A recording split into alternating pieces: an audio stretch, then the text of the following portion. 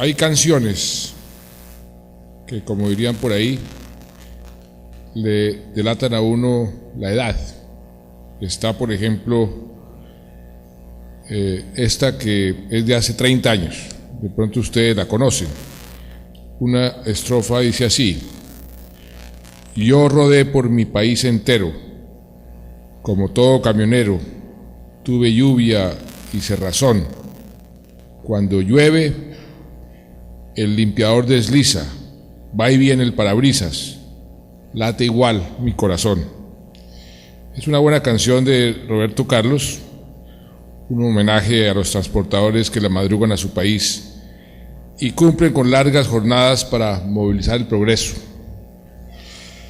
Yo tengo aquí un discurso escrito de 14 páginas, pero resulta que esta mañana, cuando estaba clausurando la asamblea de fase colda de los aseguradores, vi un letrero que decía Colombia por un país seguro. Estábamos en el gremio de los aseguradores y se me ocurrió decirles que en lugar de leerles el discurso que les tenía con todas las cifras económicas, cómo va la economía, cómo va el desempeño, cuánto hemos bajado la pobreza y lo que teníamos planeado para el sector específicamente, que eso ya se lo habían dicho los diferentes ministros que habían intervenido, que yo les quería hablar sobre el seguro más importante que puede comprar cualquier nación, el que más dividendos va a traer, el que sin duda alguna nos va a dar más tranquilidad. Uno compra los seguros es para tener una tranquilidad.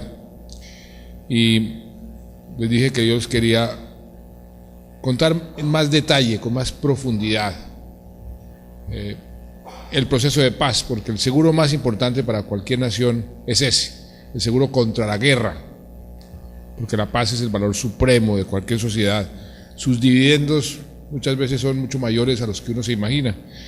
Entonces les eché el cuento y al final varios me dijeron, porque estaban muy conscientes de que yo esta tarde iba a venir después de ir hasta Carmen de Bolívar a inaugurar precisamente una carretera entre El Salado y Carmen de Bolívar, o a inaugurar el inicio de la carretera dentro del programa de Soy Capaz, que la firma Argos iba a construir o va a construir.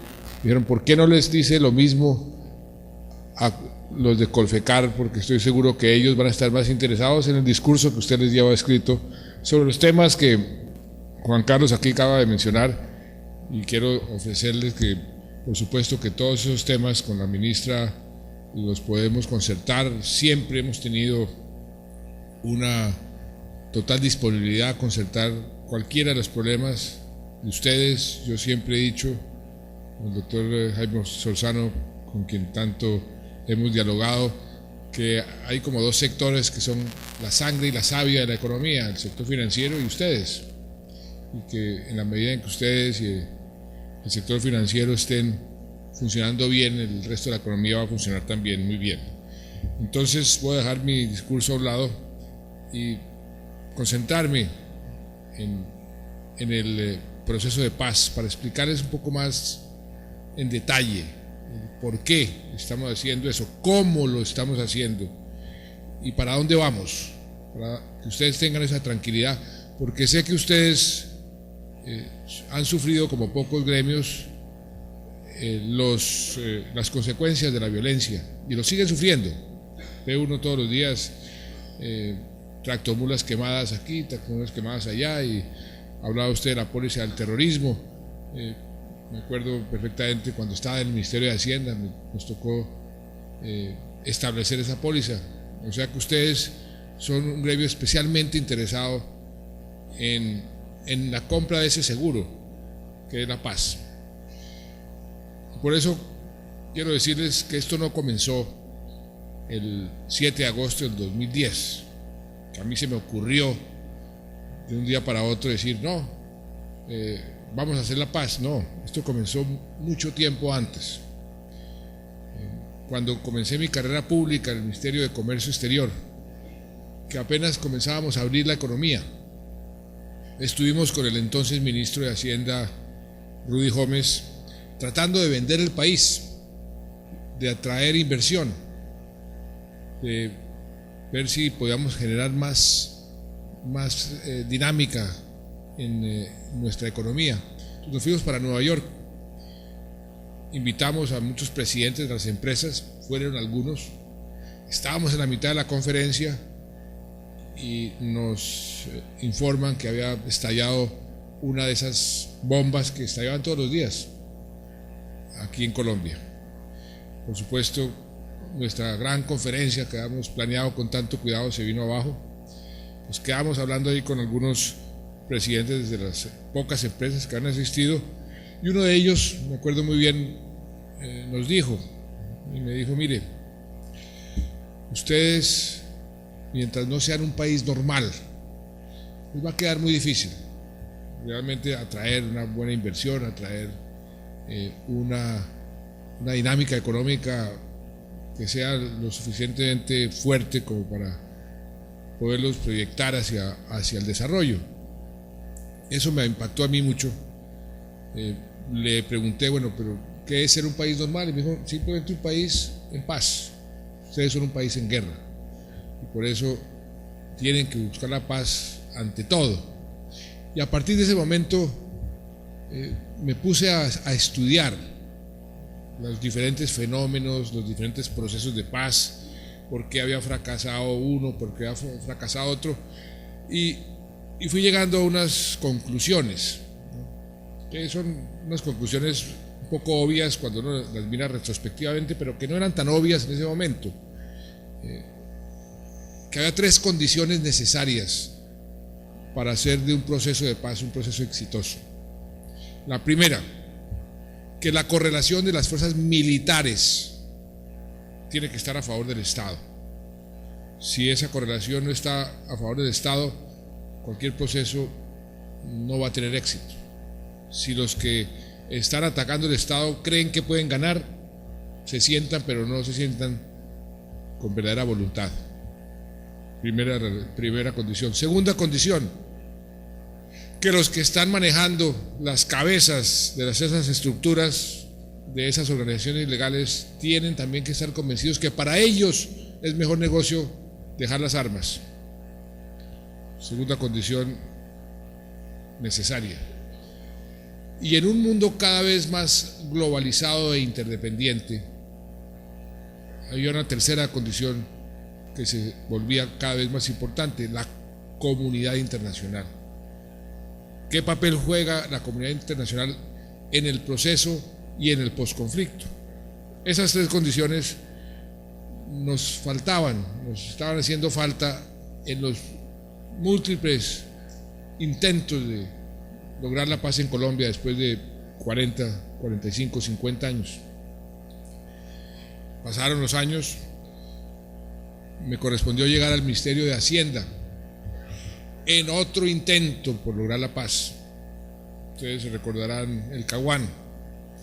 Y en ese momento, estando en la peor crisis económica tal vez de nuestros últimos 80 o 100 años, me fui con el señor ministro de la Defensa, entonces vicepresidente Luis Fernando Ramírez, y le dije: esto del Caguán posiblemente no va a tener éxito, posiblemente va a fracasar. Tenemos que fortalecer nuestras fuerzas militares. Y comenzamos ahí, en medio de la crisis económica, a hacer los primeros intentos de fortalecer las fuerzas. Nos sentamos con el general Tapias, que era en ese momento el comandante general de las fuerzas militares, y el general Mora, que era el comandante del ejército. Comencemos a proyectar el fortalecimiento de nuestras fuerzas, buscando desde ese momento cambiar esa correlación de fuerzas militares. Eso se inició. Discutíamos esta misma mañana, está el secretario de Defensa de los Estados Unidos aquí en Colombia. Él era congresista en esa época. Cómo él había participado activamente en el apoyo del Plan Colombia. El Plan Colombia fue un complemento que nos ayudó mucho en ese cambio de correlación de fuerzas militares. Yo les decía esta mañana, no ha sido tanto la cantidad de recursos que nos ha dado Estados Unidos a través del Plan Colombia, sino la calidad de la ayuda, que nos ayudó muchísimo a mejorar nuestras fuerzas a tal punto que hoy podemos decir sin lugar a dudas, usted lo sabe, general, mejor que nadie, lo puede decir cualquier general, que estamos en el momento más fuerte de nuestras fuerzas en su historia.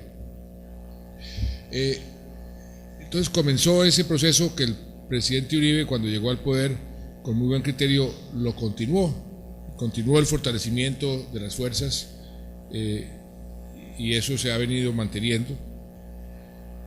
Y por circunstancias de la vida llegué yo al Ministerio de Defensa en el año 2006, y ese año, me recuerdo perfectamente, el presidente Uribe me dice: el ministro, no hemos podido tocar un solo miembro del secretariado. Los objetivos de alto valor, que así se llamaban, se paseaban por Colombia como Pedro por su casa, soberbios, haciendo inclusive alarde de que nadie los tocaba. Y me puse a estudiar el porqué. Y llegamos a una conclusión muy sencilla, pero no por eso fácil de arreglar. Y es que nosotros teníamos la herencia norteamericana en materia de inteligencia. En Estados Unidos las diferentes inteligencias compiten entre ellas, a sana competencia. Entonces el FBI, la CIA y las diferentes inteligencias compiten y no comparten información. Y nosotros teníamos esa misma forma de actuar. Entonces la policía tenía su propia inteligencia, el ejército tenía su propia inteligencia, la Fuerza Aérea, la Armada Nacional no la compartían. Entonces, ¿qué sucedía? Que cuando llegaba una inteligencia contra un objetivo de alto valor, los encargados de hacer las operaciones en cualquier fuerza, que eran los que arriesgaban la vida, no confiaban mucho en la inteligencia porque era parcial. Entonces hacían ellos su propia inteligencia antes de hacer las operaciones, y las operaciones se demoraban mucho, y por consiguiente cuando llegábamos a hacer las operaciones, pues hacía rato que se habían ido esos objetivos de alto valor. ¿Qué hicimos? Y esto con la ayuda de los británicos, que tenían un concepto completamente diferente de cómo debe operar la inteligencia. Unimos las inteligencias, que no fue fácil porque se requiere un cambio como de cultura, que la inteligencia es información, la información es poder. Entonces los comandantes de cada fuerza se reservaban esa información, ese poder, no la compartían. Nos tocó un poco a la brava irlos cambiando de forma de proceder. Finalmente se logró, comenzó a compartirse la inteligencia y comenzó a fluir una inteligencia mucho más creíble. Entonces los que hacían las operaciones comenzaron a confiar más en la inteligencia, no tenían que ir a verificarla. Y para darles un ejemplo, operaciones que se demoraban entre 2 y 3 semanas en realizarse, comenzaron a realizarse a las 12 horas o 18 horas.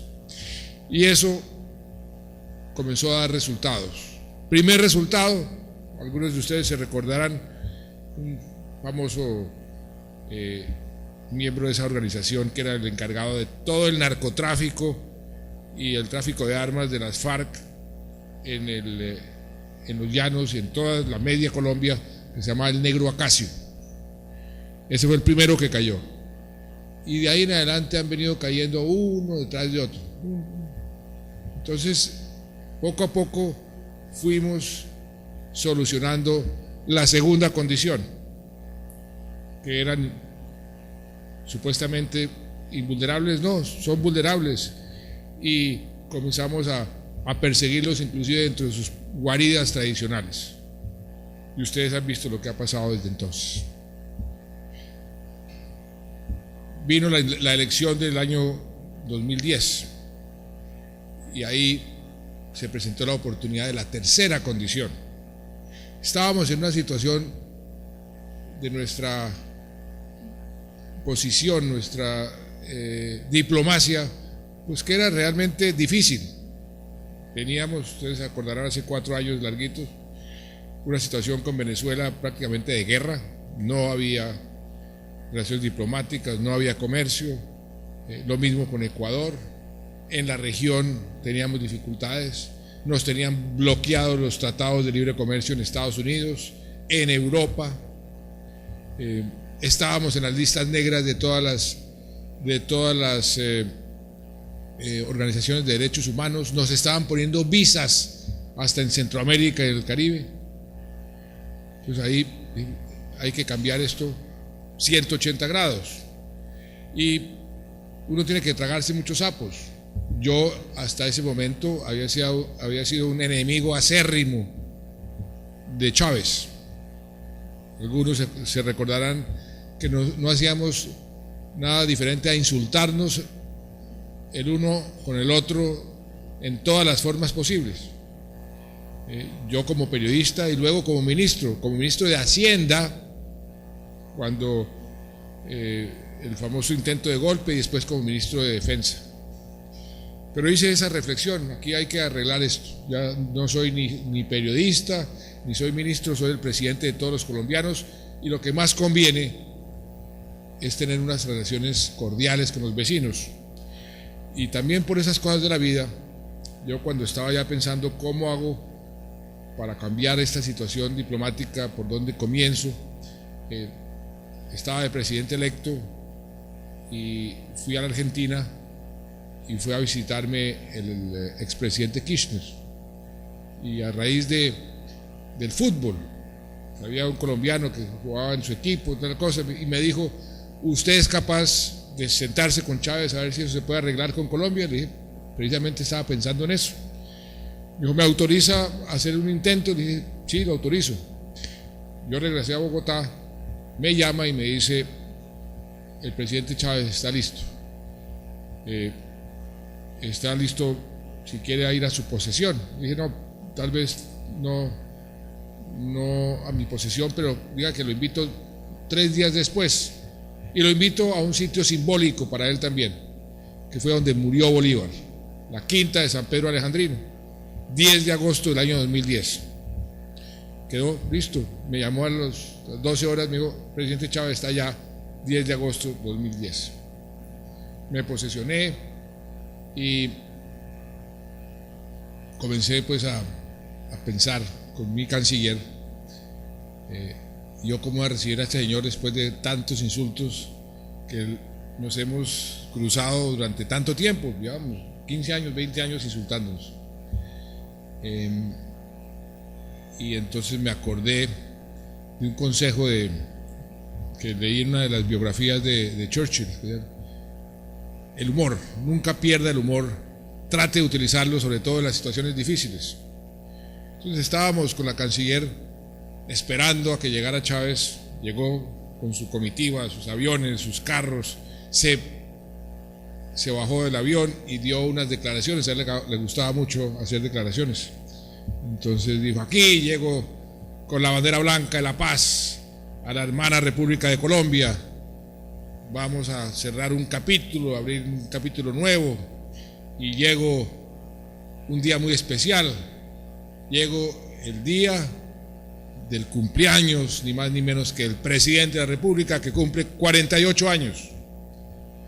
Yo estaba con mi canciller, me acordé del consejo de Churchill, dije: vamos a ver si podemos usar ese consejo. Y se vino Chávez hacia la Quinta de San Pedro Alejandrino, se bajó del carro, él era muy eufórico, entonces fue a abrazarme y yo le estiré la mano. Dije: presidente Chávez, esto comenzó muy mal. El tipo quedó como estupefacto. ¿Qué pasó? Y le volví a repetir: presidente Chávez, usted hizo unas declaraciones que me ponen en serios problemas. Me dijo: ¿pero qué dije? ¿Qué dije como para que usted me reciba en estos términos? Pues usted dijo que yo cumplía 48 años y yo estoy cumpliendo 58 y mi señora me va a exigir mucho más. Entonces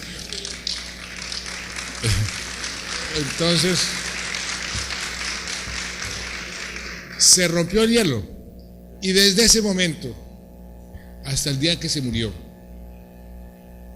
pensando totalmente diferente, porque éramos como el agua y el aceite, teníamos visiones totalmente distintas sobre lo que debe ser una democracia, lo que debe ser una economía, totalmente distinto, pero tuvimos unas buenas relaciones y arreglamos muchos problemas donde podíamos coincidir.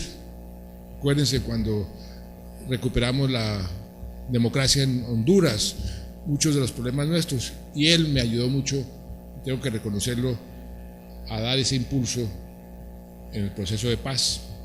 Y eso ayudó a arreglar la parte internacional.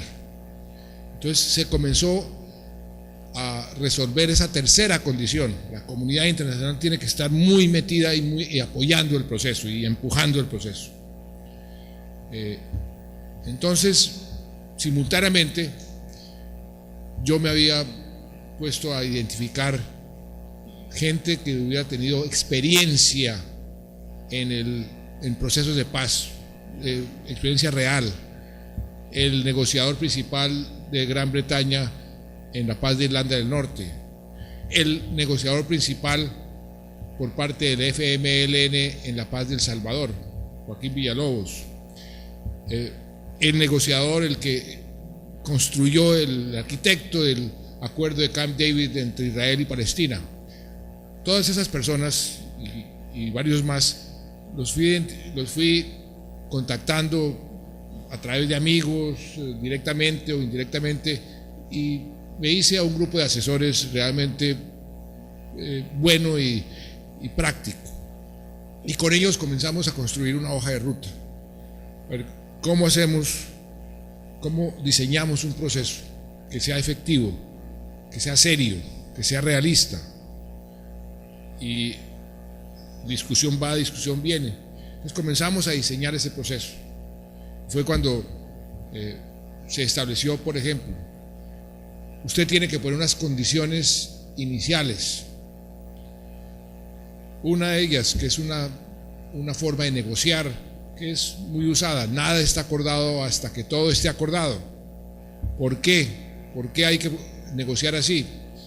Porque un proceso de paz es un proceso complejo, lleno de dificultades, y cada elemento del proceso interpretado o analizado por sí solo es impopular.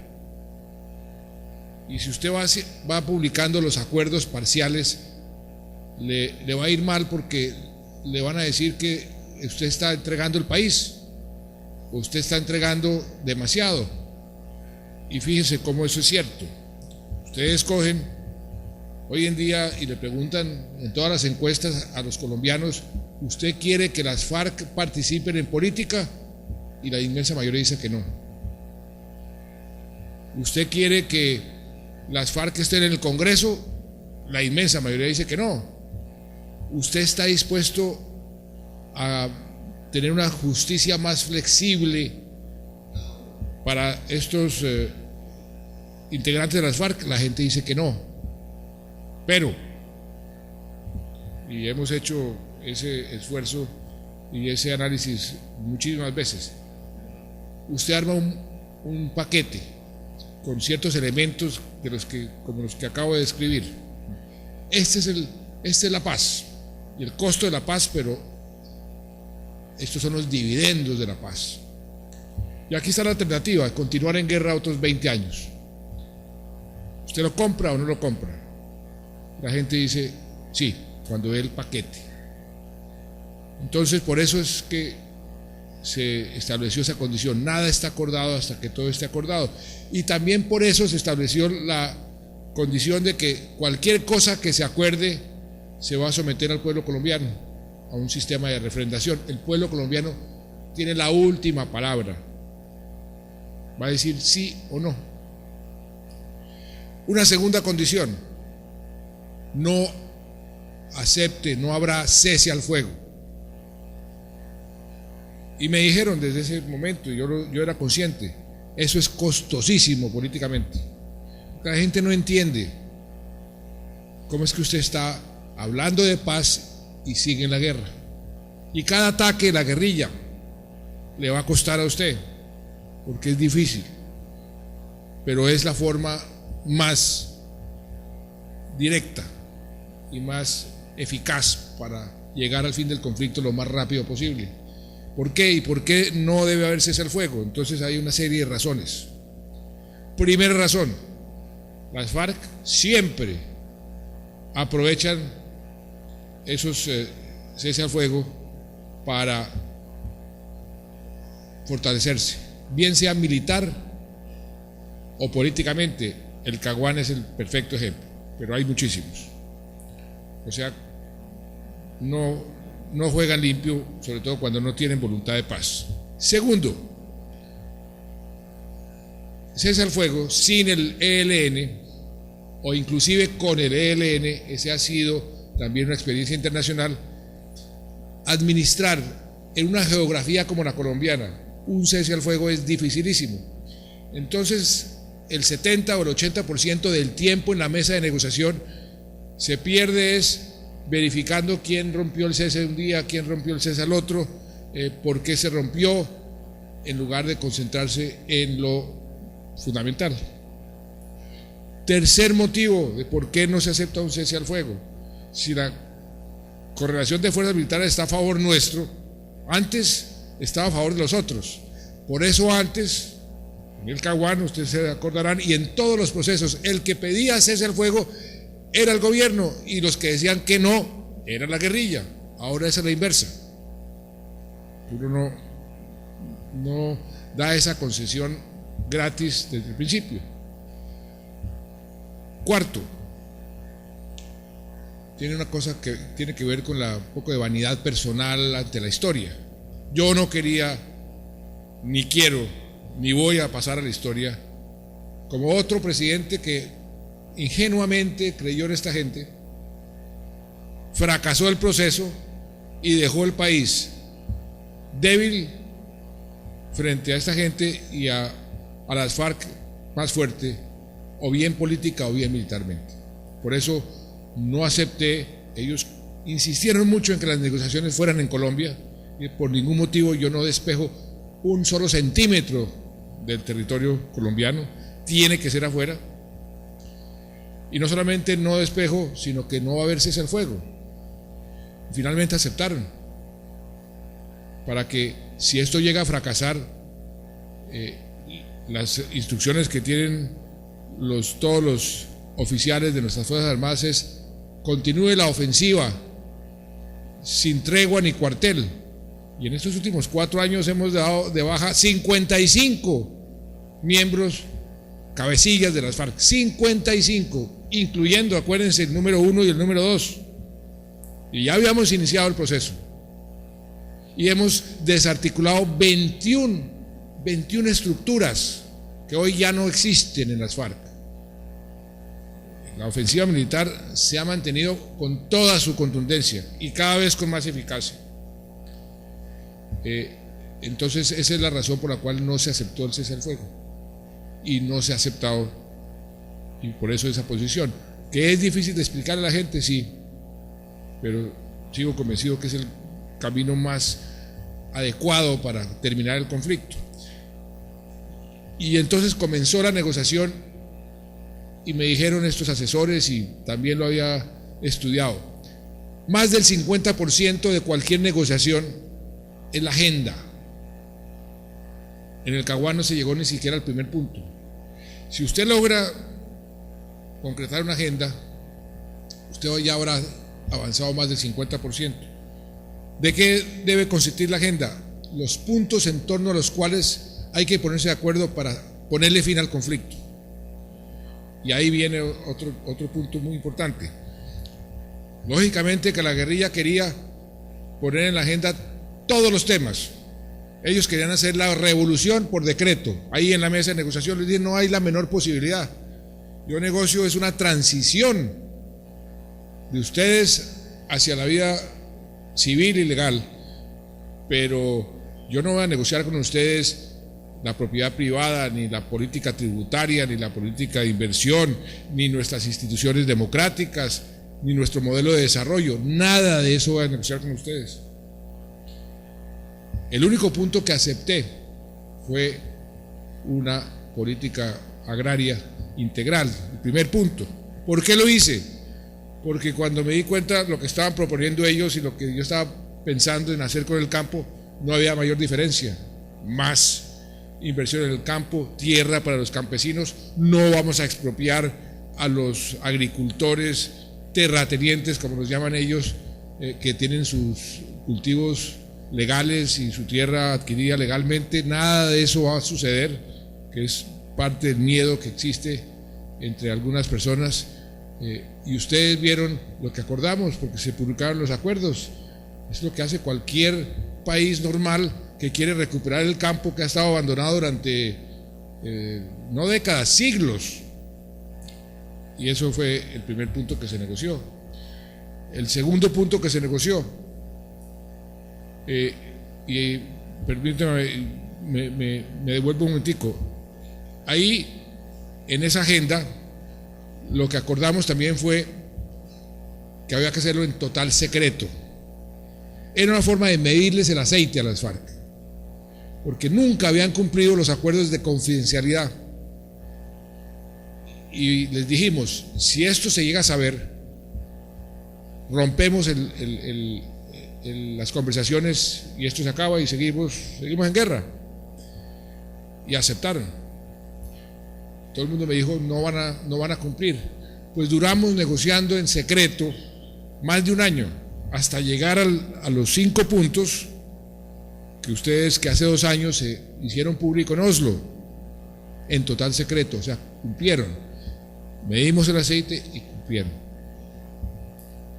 Negociamos esos 5 puntos. Ya les mencioné el primero, el de desarrollo rural.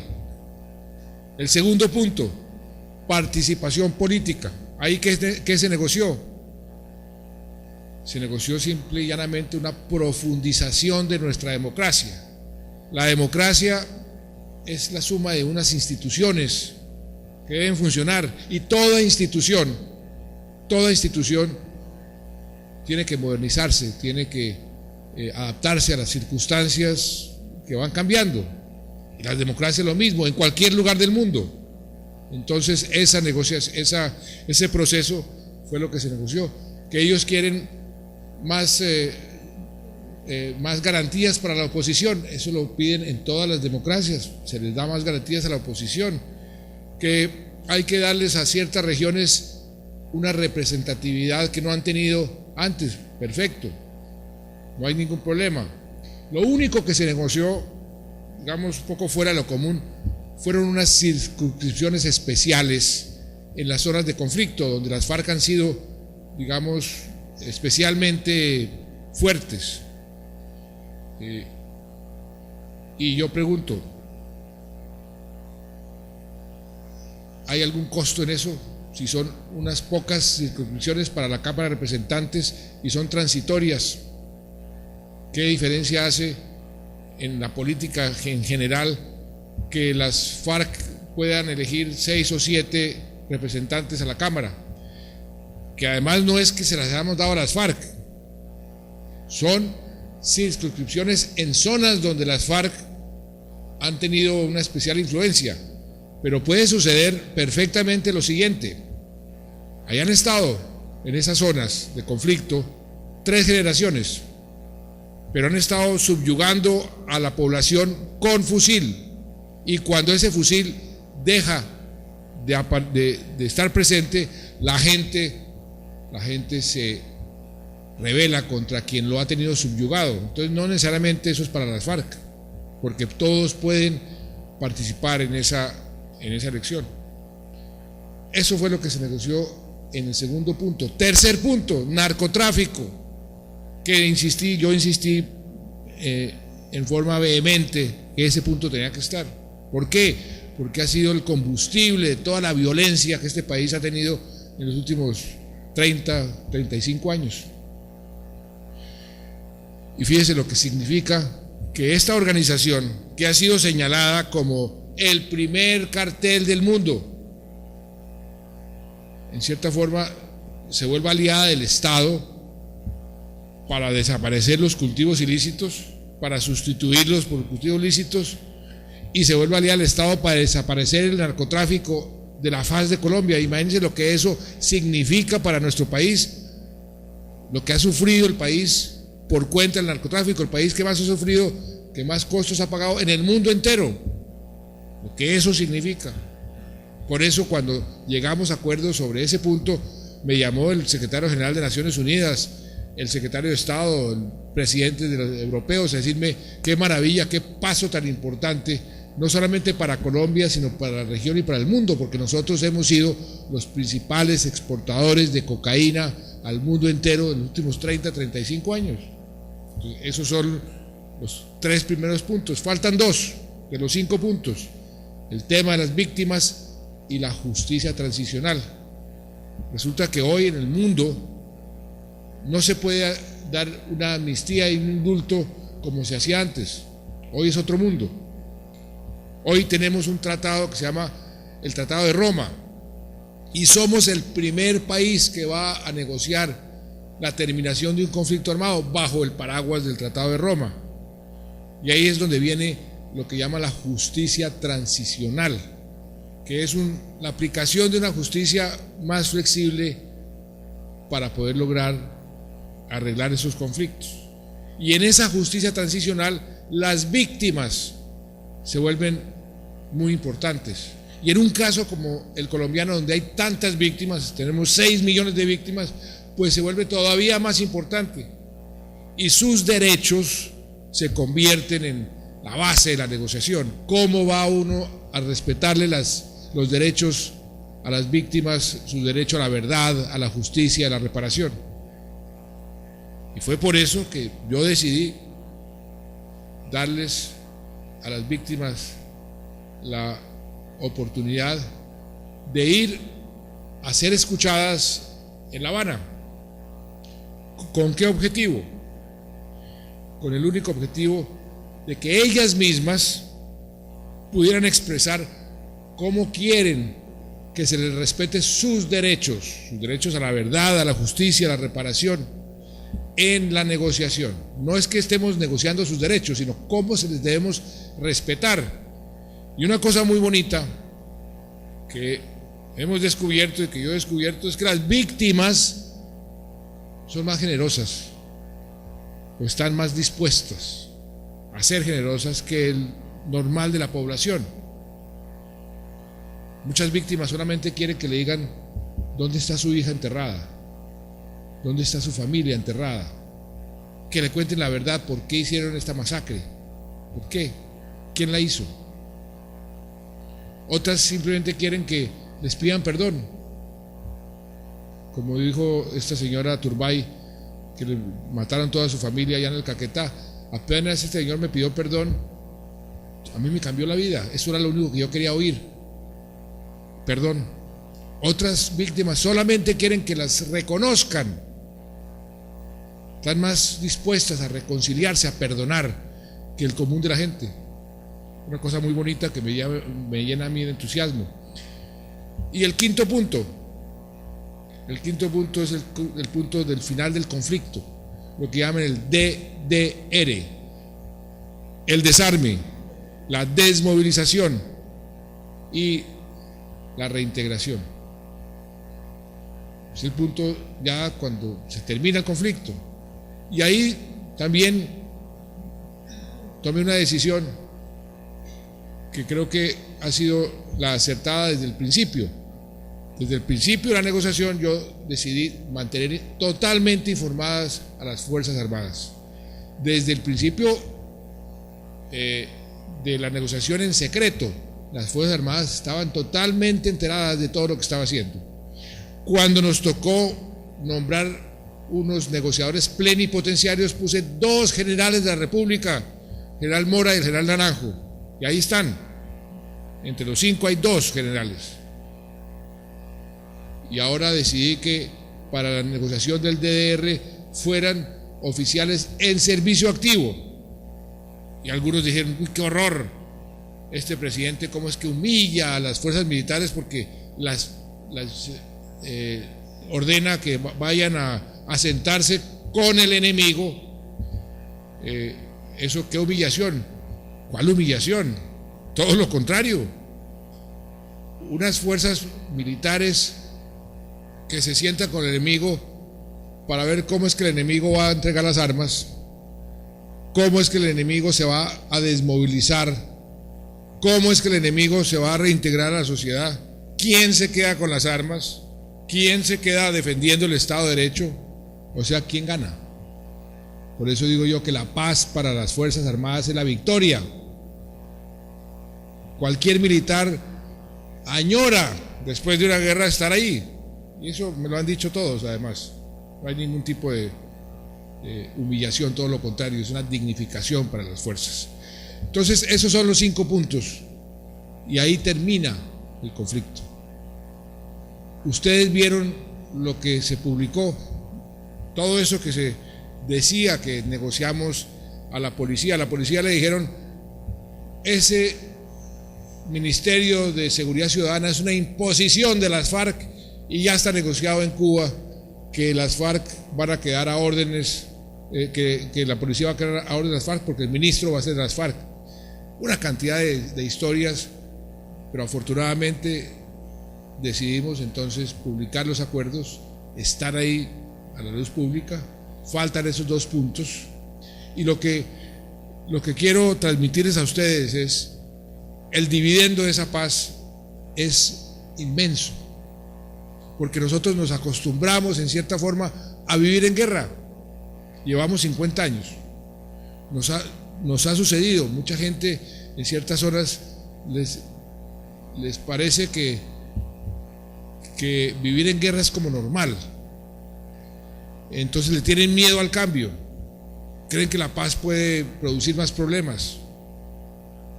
Hasta esos extremos hemos llegado. Pero lo correcto es entender que si hemos logrado, por ejemplo, en medio del conflicto, es ser hoy somos el país que más está creciendo en toda América Latina, el país que más está reduciendo la pobreza en toda América Latina. Redujimos casi 10 puntos porcentuales en los últimos 4 años, el país con la inflación más baja, el país con la generación de empleo y empleo formal, con la más alta tasa de inversión. Si eso lo hemos hecho en medio del conflicto, imagínense a Colombia sin ese conflicto. Hace una semana, unos días, semana y media, se publicó en la Universidad de los Andes un libro de unos economistas diciendo lo que nos ha costado el conflicto y lo que podríamos generar siendo un país normal, de ese país que el empresario hace 25 años nos dijo: si ustedes llegan a ser un país normal, no los detiene nadie. Pues estamos cerca de ese país normal. Que nos va a tocar tomar decisiones difíciles, sí. Nada, esos procesos no son fáciles. Que hay que explicarle y hacer gran pedagogía a la gente, sí. Que nosotros acordamos unos protocolos. El hecho de decirles: no, la negociación no va a ser en Colombia, olvídense. Y ellos insistían: no. Entonces, ¿y cómo nos comunicamos con nuestra gente para poder negociar? Pues hay unos protocolos que están establecidos. Cuando ellos quieren cambiar de negociadores, pueden cambiar de negociadores, eso es autorizado. Cuando tienen que hacer sus consultas con la cúpula, se les facilita el hacer sus consultas, pero no aquí en Colombia. Todo eso es parte del proceso. Que entonces fulano de tal puede ir a Cuba, sí puede ir a Cuba, porque es la forma de acelerar el proceso, de facilitar el proceso y de llegar a una paz más rápido, porque ese es el propósito. No acepto cese al fuego porque es más rápido terminar el conflicto con la ofensiva militar, porque ese incentivo perverso de dilatar indefinidamente las negociaciones, porque las FARC estarían en el mejor de los mundos, armadas, conversando y sin presión militar. ¿Para qué van a llegar a acuerdos? Entonces todo esto ha sido planeado, analizado, y vamos en la dirección correcta. No hay garantías de que vamos a llegar al final, no hay garantías. Podemos en cualquier momento que esto se rompió, pero me queda la tranquilidad de decirles a ustedes y a todos los colombianos, si esto llega a romper y fracasa, nuestras Fuerzas Armadas siguen siendo las más equipadas, mejor entrenadas de nuestra historia, porque no hemos bajado la guardia un solo minuto. El costo para el país mínimo, el costo hacia el futuro muy grande, porque la guerra sigue siendo costosa, pero si llegamos a la paz, el dividendo es infinito. El dividendo es infinito. La cantidad de recursos que podemos atraer y que podríamos generar siendo un país normal, la gente no lo ha entendido, pero quiero decirles que va a ser muy grande. Y ustedes están en el medio de todo eso. Y creo que si todos entendemos que eso es así, si aceptamos que eso es así, pues vamos a lograr ese objetivo mucho más rápido. Y por eso pensé que en lugar de hablarle de cifras aquí, quería contarles este proceso más en detalle, para que ustedes lo entendieran y se volvieran, ojalá, apóstoles. Ojalá, si lo entienden y lo apoyan, ayúdenme, porque esta paz no es mía, esta paz es de ustedes, es de Colombia, y estoy seguro que si todos trabajamos para lograrla, la vamos a lograr más rápido. Muchas gracias.